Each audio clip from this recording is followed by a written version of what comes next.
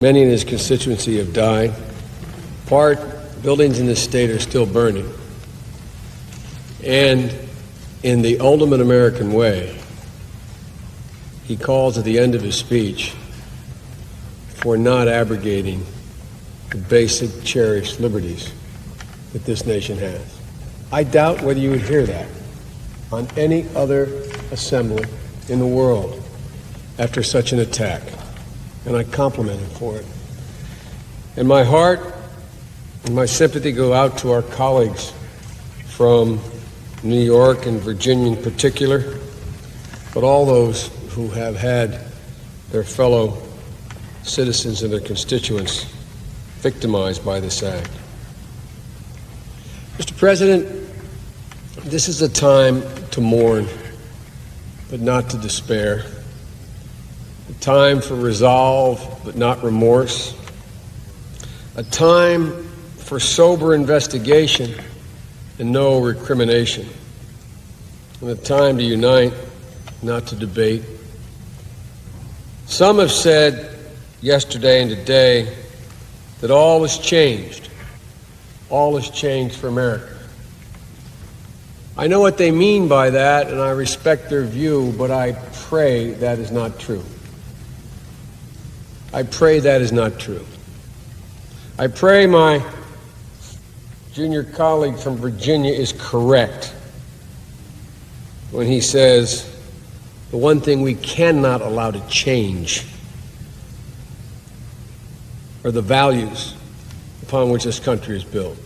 For if that were to occur, then they would be able to declare victory.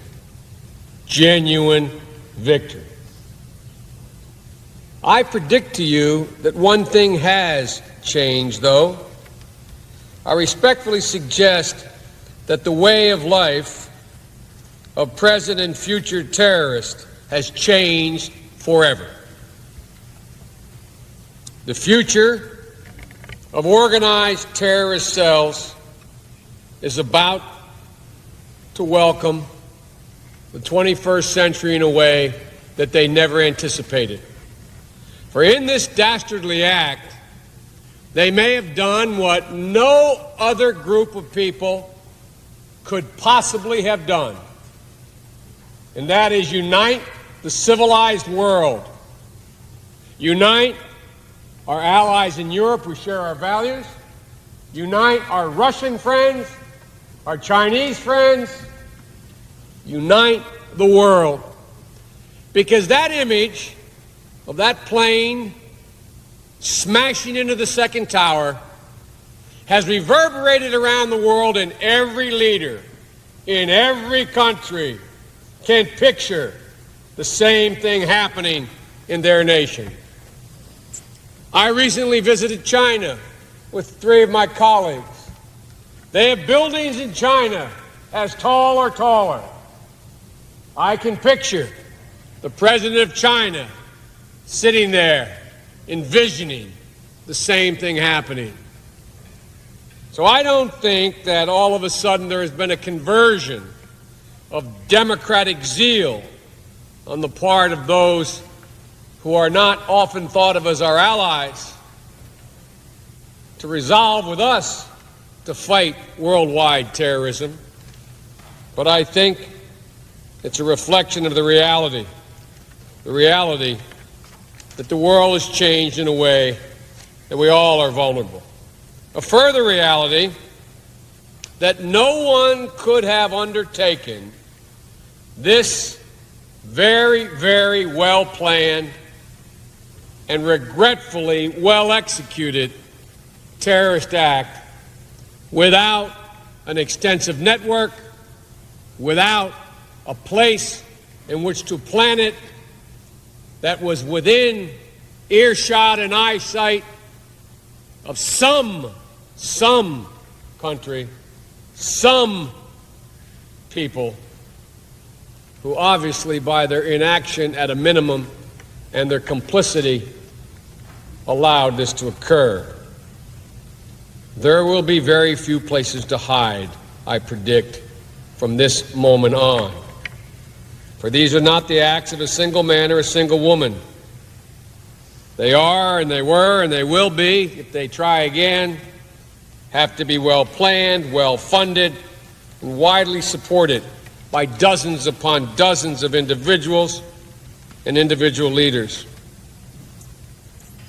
In speaking to the President, the Secretary of State, and other leaders in the administration, they are impressed by what they believe to be the heartfelt, sincere, and resolute offers of support to deal with terrorism that not only come from expected quarters like England and France and Germany and Italy and our European allies, but from unexpected quarters. And the word should go out to those who pretend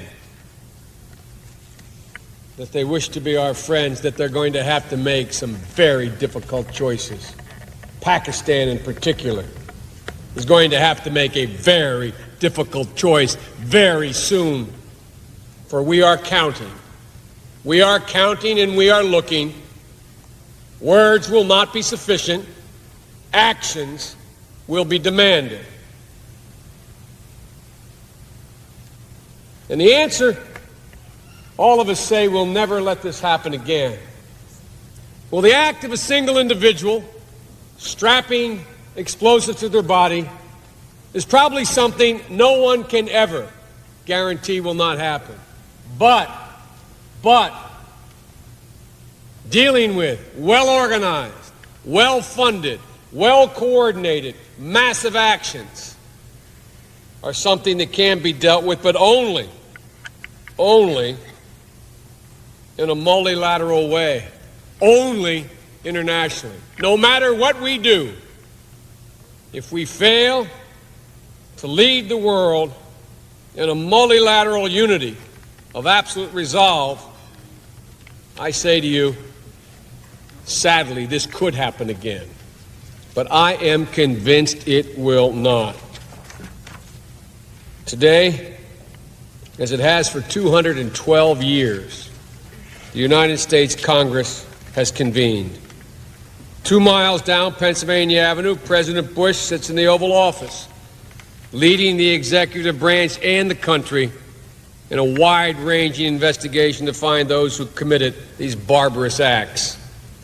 Around this city and around New York, dedicated public servants are back at their desks in federal office buildings doing the people's business.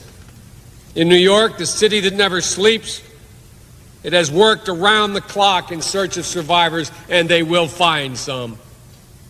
Around the nation, citizens of every age, every race, every religion grieve for their fellow citizens and stand united.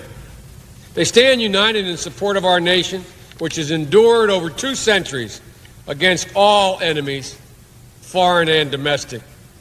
They stand united in a readiness to answer the call of their fellow neighbors, as Senator Clinton and Senator Schumer pointed out, as they lined the blocks in New York City to give blood. I would be dumbfounded if in those lines you did not see black faces, Asian faces, Hispanic, Caucasian, every race, every religion standing in that line. And they stand united in support of the President of the United States, as do all of us here in the United States Senate. There will be much to say in the days ahead about the appropriate responses to these heinous acts. But for now, let me just say this. This is not a struggle about ideology. This is not a struggle over religion. This is a struggle between civilization and barbarity. And let there be no doubt, the United States and the civilized nations of the world will unite and win this struggle. Our enemies will not and cannot defeat us. This country will go on, deeply wounded by the loss of so many, but strengthened by our resolve and our commitment to sustain this great democracy. I see in this cataclysmic tragedy, Mr. President, the beginning of the end of organized, legitimized, terrorist activity.